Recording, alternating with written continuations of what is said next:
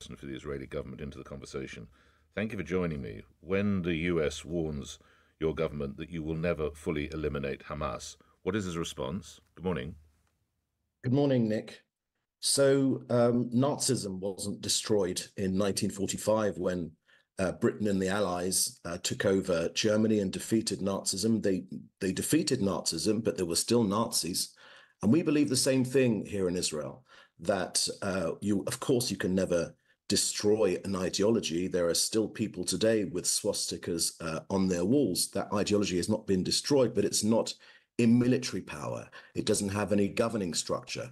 And that's been our war goal since the very beginning. It's to return all of our hostages, to bring home these 115 people. We're desperate to get them home. It's an open wound in Israeli society.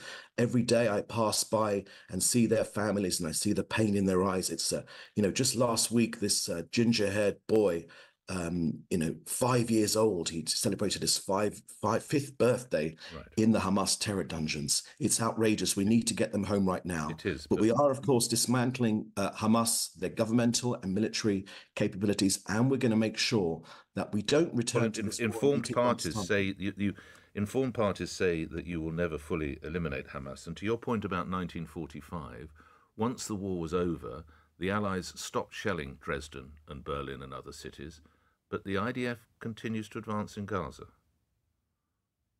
Because we've still got military objectives, and I'll tell you what they are. They're particularly those terror tunnel network in Rafah, in the Rafah area where the whole world told us not to go into. We found the smuggling routes, which are the oxygen for Hamas. So in order to ensure that they don't regain power, we're cutting off that oxygen where they smuggle in all of their arms and their deadly arms in order to fight us. We've still got those objectives. We're doing very, very well in those objectives. The whole world told us not to do it. If we wouldn't have done it, then that oxygen supply to Hamas would still be ongoing and the war would take even longer. But noting this all tracks back to the massacre of October. I accept that. How many more innocent people have to die? So, look, any impartial observer cannot be left with any other idea that it's Hamas that is responsible for this entire war. They don't hide it. Not for the continued shelling of Gaza, though, Mr. Mencer. And I said right at the top, they absolutely, the spark was lit by them. I absolutely accept that. But how many more innocent people? The 40,000 figure, which can be disputed and will include Hamas members, how much more does it have to grow, Mr. Mencer? So we have taken out 17,000 Hamas terrorists, and the experts... How do you know that figure? Because that's the IDF figure, the Israeli Defense Forces. Those are the terrorists that we know that we've killed. They're not disputed, Nick, that we've killed 17,000. Now, the experts in urban warfare, not the the warriors on Twitter and X and on social media, the experts on urban warfare say this very, very clearly, that we have set the gold standard when it comes to getting civilians out of harm's way and going for the terrorists. Now, you got to understand that it's Hamas which are trading on Gazan blood. That's the only currency they have, and they're happy to use Gazan civilians as their defense. And that's the way they fought. But the other side of that is the IDF is happy to keep on shelling, of course. No, there's no such thing as the IDF is happy to keep on shelling. I've got family and friends and even children in the IDF, and there's nothing about happy to. I mean, that's an appalling thing to say. But we're fighting for the defense of our country, Nick. Mr. Mencer. Nick, this is very important, Nick. We're fighting for our survival here. This is not an academic debate on social media. We're fighting for our survival. And you're trying to get hostages back, some of whom you don't even know, let alone the medical condition, the emotional condition, and it is outrageous that they continue to keep the hostages. But surely when you see figures of 40,000, allowing for maybe 17,000 are terrorists or members of Hamas, that must cause pause for thought.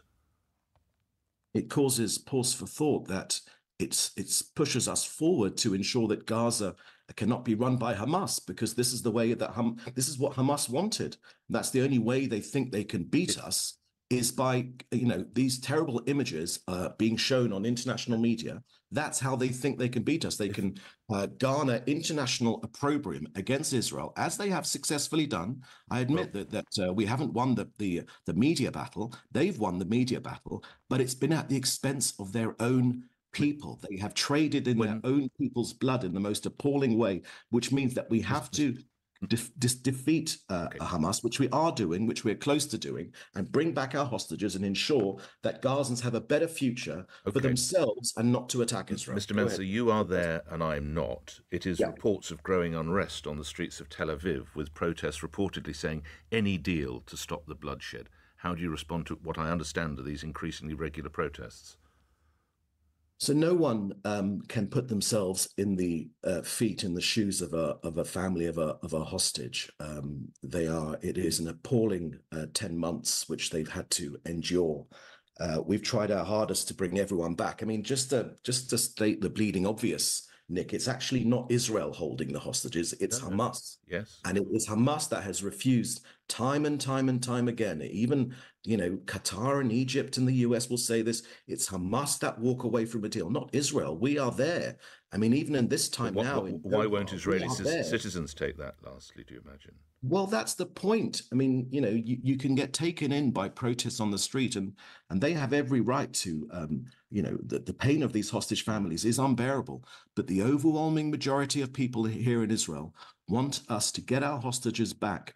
And it's not a deal at any price, because, what Hamas want is for us to release their murderous, convicted terrorists, people with blood on their hands, terrorists that have blown up buses and pizza parlors, and they want those people out of prison. Now, let me finish, Mr. Mencer, let me finish, I may, with a domestic question. Obviously, You've always got one eye on the United Kingdom. Has the approach from Britain changed in any way since the change in government in July? So I'll leave other people to answer that question, because we believe that the UK is an ally in this fight against terrorism. And I'll tell you why, Nick, and I know that you understand this because you visited here many times. Look, Iran, which is behind all of this, they're not just only after us here in Israel. They're after you in London, Nick. They're not going to stop with us. They only see us as a stopgap on the way to defeating democracies and other free societies. So we're on the front line of this terror. Whoever's in charge in Downing Street understands that fact, because, we need to be successful in seeing down this Islamist fascist regime which is facing us in Iran, because, again, they're not just after us, they're after you as well. And I think every government, no matter what the shade they are, understands. I must leave it there. David Mencer, I'm grateful for your input. You are a spokesman for the Israeli government. We've gone along with this interview. It's 17 after 7. Thank you for your time. Let's get the LBC News headlines. Thomas Watts. The Foreign Secretary is visiting Israel to push for a ceasefire in the war in Gaza. Victims of the contaminated blood scandal are to receive support payments for life. And Matthew Perry's assistant and 2 doctors are among 5 people charged in connection with his death.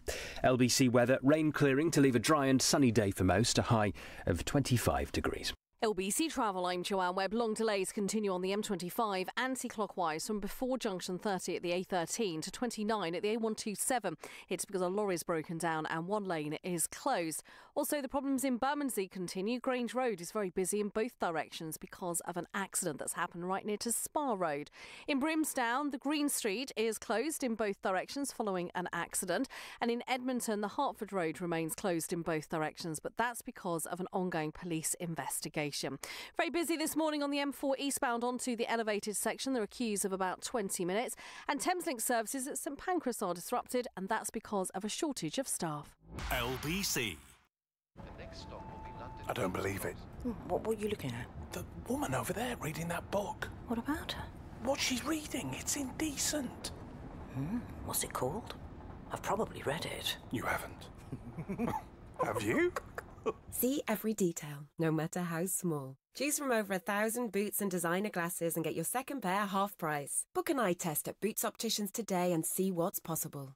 Includes prescription glasses and sunglasses. Cheapest pair half price. T's and C's apply. Text Nick Ferrari now. 84850 LBC. Mishearing things can lead to all sorts of confusion, especially when it comes to phrases and sayings we think we know.